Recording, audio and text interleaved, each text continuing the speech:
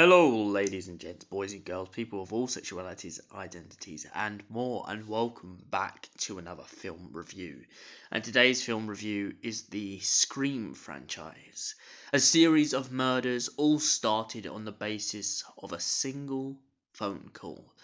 A franchise that would go on to essentially mock and degrade the idea of past horror films and also subtly take the mick out of a couple of, let's just say, mistakes that people tend to make in those horror films.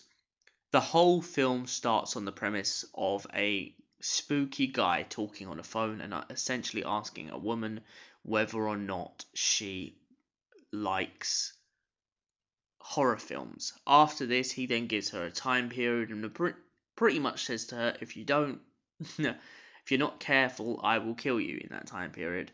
And it starts off with a very sinister murder in which someone turns up in a scream mask and murders their first victim.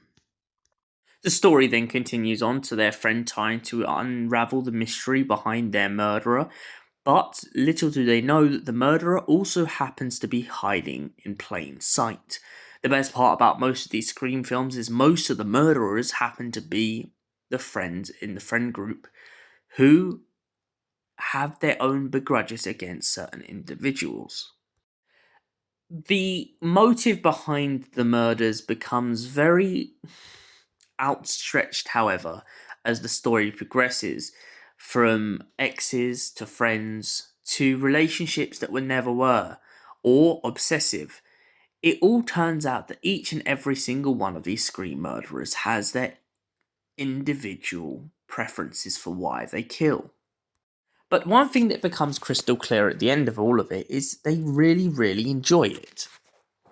The sick, twisted nature of their mate who has done this to them essentially just shows how far gone they were.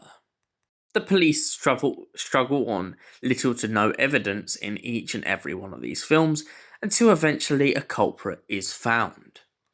But then again, how easy is it to essentially track down someone who speaks over a phone in not their real voice? So, what do I give the Scream franchise out of 10? It's a very solid franchise. However, from film to film, it varies, and for that reason, because I'm someone who personally prefers consistency, I'm sadly going to have to give Scream a 6 out of 10. It's not necessarily the franchise for me, just in the sense that I've liked the consistency in Elm Street, the consistency in Jason, the consistency in Chucky, in so many of these different franchises that I just feel like I can't give Scream more than a 6. Thank you for watching, however, though. Hope you're having a great night, and we'll see you in the next film review.